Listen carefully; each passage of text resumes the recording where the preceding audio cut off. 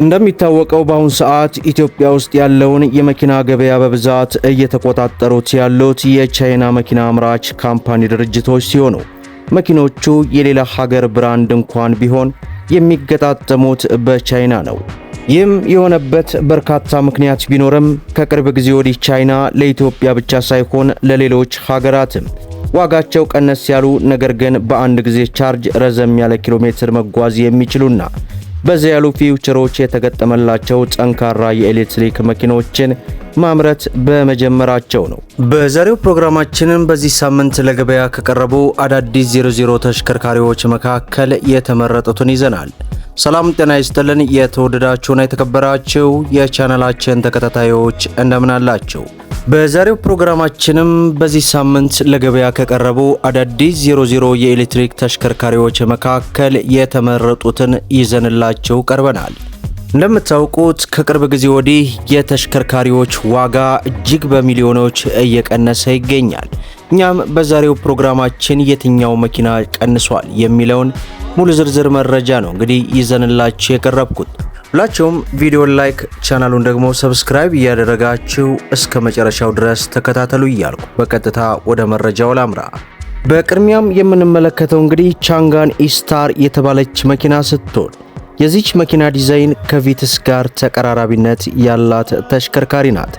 ይህች ተሽከርካሪ አምራች ካምፓኒዋ በቻይና ሲሆን ሞዴሏም 2023 እና 2024 ሞዴል ነው።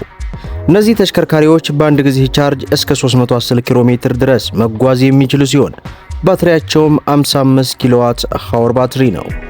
የዚች መኪና ቶፕ ስፒድ 101 ኪሎ ሜትር ሲሆን 75 ሆርስ ፓወርም አለው። ታዲያ ይህ መኪና በፋስት ቻርጅ ፉል ለማድረግ 1 ሰዓት የሚፈጅ ሲሆን በስሎ ቻርጅ ደግሞ 8 ሰዓት ይፈጃል። የነዚህ ተሽከርካሪዎች ድራይቭ ታይፕ ኦን ዊል ድራይቭ ሲሆን የመኪናው ክብደትም 1180 ኪሎ ግራም ነው።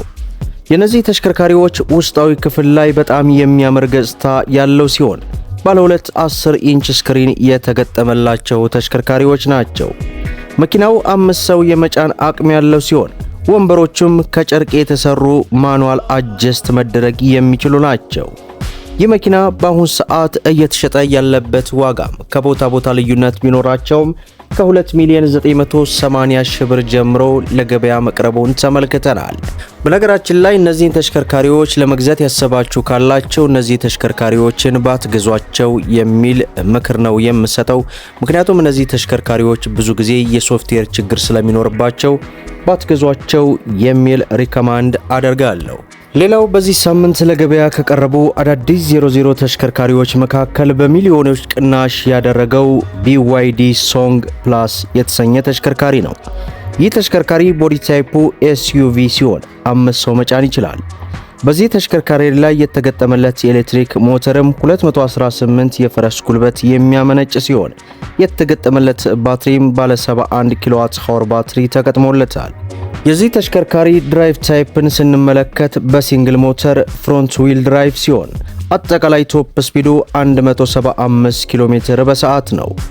በሁለት አይነት አማራጭ ለገበያ የቀረበ ሲሆን በ500 ኪሎ ሜትር እና በ615 ኪሎ ሜትር መጓዝ የሚያስችለው ተሽከርካሪ ነው። እነዚህ ተሽከርካሪዎች ከመሬት ያላቸው ከፍታም 155 ሚሜ ሲሆን አሁን ላይ እጅግ በከፍተኛ ሁኔታ ዋጋቸው እየቀነሱ ካሉ ተሽከርካሪዎች መካከል አንዱ ነው። ይህም በአሁኑ ሰዓት ከቦታ ቦታ ልዩነት ቢኖራቸውም ከ7,350,000 ብር ጀምሮ ለገበያ መቅረቡን ተመልክተናል። እንደምታውቁት ወደ 8,800,000 ብር ይሸጥ እንደነበረም ከዚህ በፊት በሰራነው ቪዲዮ ላይ መመልከት ትችላላችሁ። ሌላው እንግዲህ የተሽከርካሪዎቹን ዝርዝር መረጃ ሰዓትን ለማጥበብ ያክል ዋጋ መረጃቸውን ወደ እናንተ እያደረስኩ ዝግጅታችንን እናቋል። የ2025 ሞዴል BYD ሴገል አሁን ላይ እጅግ በከፍተኛ ሁኔታ ዋጋቸው እየቀነሱ ካሉ የኤሌክትሪክ ተሽከርካሪዎች መካከል እነዚህ ተሽከርካሪዎች ናቸው። በ405 ኪሎ ሜትር በአንድ ፉል ቻርጅ መጓዝ የሚችለው BYD ሴገል ከቦታ ቦታ ልዩነት ቢኖራቸውም ከ3,370,000 ብር ጀምሮ ለገበያ መቅረባቸውን በዚህ ሰዓት ያገኘነው መረጃ ያመለክታል። ሌላው BYD E2 እነዚህ ተሽከርካሪዎች እንግዲህ ከBYD ሴገል እጅግ በጣም ሰፋ ያለ ዲዛይን ያላቸው ሲሆን በተለይ ለቤተሰብ ማመላለሻነት እጅግ በጣም ሰፊ የሆኑ ወንበሮች ከኋላም ደግሞ ለእቃ ማስቀመጫ የተደረገላቸው ሰፋ ያለ ቦታ ያላቸው ተሽከርካሪዎች ናቸው።